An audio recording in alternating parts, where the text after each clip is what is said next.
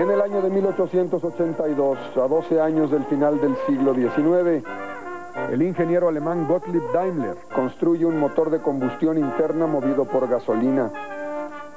3 años más tarde, otro alemán, Carlos Benz, perfecciona la máquina.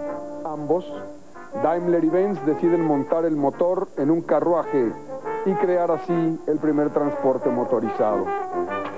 Al otro lado del Atlántico, en una granja del estado de Michigan, a un joven mecánico llamado Henry Ford se le ha metido en la cabeza la idea de liberar al hombre de las bestias de tiro que dan la tracción indispensable para las labores del campo. Los caballos y las mulas, piensa Henry Ford, son sistemas ineficientes. Es preciso alimentarlos, cuidar de ellos, limpiarlos y mantener el aseo de caballerizas malolientes. Es para el hombre una servidumbre a la inversa. Cuando está por cumplir 36 años de edad, Henry Ford construye en su granero, con sus propias manos, un motor rudimentario pero estable que monta en un cuatriciclo. Este es el origen de lo que pronto sería la compañía industrial más grande del mundo. No era Henry Ford el único que buscaba construir carruajes motorizados. Un ingeniero de nombre Ramson Olds crea por esas fechas el Oldsmobile, y los hermanos Dodge fabrican 13 unidades idénticas de su primer automóvil. Casi enseguida surgiría otra fábrica dedicada a producir vehículos a motor para los ricos que llevarían el nombre de Cadillac. Estos eran coches para la casta dorada y su precio oscilaba entre los $1,500 y los $3,000, que serían hoy alrededor de $70,000. Henry Ford sostenía otro enfoque: fabricar un vehículo barato, eficiente, duradero, sólido, para las masas. Ford pensaba especialmente en los millones de granjeros americanos que prácticamente vivían en el aislamiento de sus fincas. Al cabo de los años se demostró que Henry Ford tenía razón. Sus automóviles, disponibles para casi todos, transformarían como ningún otro invento la civilización del siglo XX. No se entiende el tránsito de la vida agraria a la vida urbana sin el genio de Ford. En 1903 funda la Ford Motor Company. Él conserva el 25% de las acciones y otros 11 se reparten el resto. Producen un primer modelo conocido como el modelo A. 2 cilindros, 8 caballos de fuerza, $850. La fábrica se coloca en el mercado como un fabricante de bajo costo y buena calidad. 2 años después produce el modelo F, que también vende bien. Pero sería con el modelo T, con el cual Henry Ford habría de dominar la industria del automóvil en el mundo los primeros 30 años del siglo XX. El modelo T fue un éxito absoluto e inmediato. En 1908 se vendieron 10,000, en 1909 17,000 y para 1914 250,000 automóviles. En apenas 6 años, las ventas y la producción de Henry Ford se multiplicaron por un factor de 25.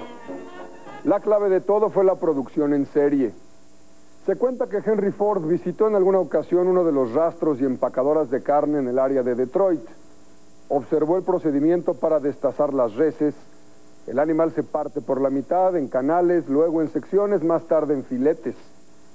Ford tuvo entonces el chispazo del genio. Se dijo: si esto se pudiera hacer exactamente a la inversa, es decir, unir una pieza con otra y luego otra, sería posible fabricar cualquier cosa hasta tener un producto terminado. En 1914 Ford inaugura la planta industrial más grande del mundo. Da empleo en una sola instalación a más de 110,000 obreros. Las tareas están divididas en sus componentes más pequeños. Cientos de máquinas son parte de una sola máquina gigantesca. La línea de ensamblaje móvil funciona a una velocidad constante. Máquinas y trabajadores operan en secuencia precisa y cronométrica. Todo está sincronizado.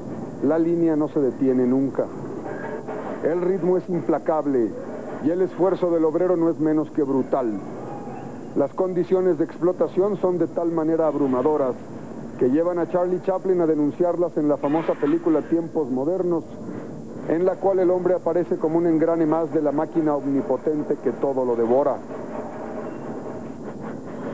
La producción en serie exige más y más ventas y en consecuencia se sustenta en un mercado creciente de consumidores.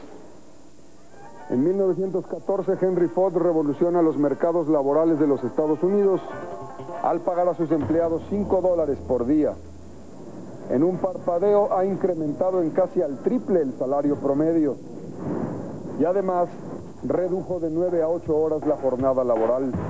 La producción era tan eficiente que el precio del modelo T bajó de $850 a $500. Es decir, con 100 días de trabajo se podía adquirir un automóvil. Eso es hoy imposible. 12 años después de haber fundado su compañía, la Ford Motor llega a producir en 1915 500,000 de autos al año y controla el 50% del mercado mundial. El éxito y los aduladores hicieron creer a Henry Ford que era una especie de semidios. Adquirió un odio visceral contra los judíos y produjo panfletos en los que insultaba a los banqueros de origen hebreo. Fue admirado por Adolfo Hitler, quien se dice recibió financiamiento de Ford y de quien conservaba una fotografía en su escritorio en la Cancillería en Berlín. Conocido como un genio ignorante, Henry Ford fue incapaz de advertir los cambios en el mundo. A mediados de los años 20, después de la Primera Guerra Mundial y con el mercado de acciones en auge, los consumidores demandaban automóviles más elegantes, de mayor lujo y estaban dispuestos a pagarlos. Poco a poco fue bajando la popularidad del modelo T, hasta 1927, fecha en que se fabricó el último. En 20 años, Henry Ford produjo 15 millones de automóviles baratos y duraderos, y con ello cambió al mundo. Este es un automóvil Whippet de 1927, 4 cilindros y 30 caballos de fuerza. Con la nostalgia que da el paso del tiempo, vemos este cochecito como una maravilla, y probablemente lo fue, pero también era una trampa de muerte. Observe usted la distancia que hay entre mi cuerpo y el volante. La columna de la dirección no se rompe en caso de impacto, entonces se convertía a ciertas velocidades en una lanza que se enterraba en el pecho de los conductores. Por la naturaleza de la suspensión era un vehículo muy inestable y en caso de volcadura no había ninguna protección para el conductor. Tal es así que en muy poco tiempo el automóvil se convirtió, a través de los accidentes de carretera o de circulación, en la principal causa de muerte en los Estados Unidos. No es sino hasta la década de los 60 en que surge la idea del cinturón de seguridad en los automóviles, y el automovilista y su familia lo consideraba como una lata, como un problema, hasta que se estudió en la Gran Bretaña que el cinturón de seguridad reducía hasta en un 50% las muertes de niños en automóviles involucrados en accidentes de tránsito.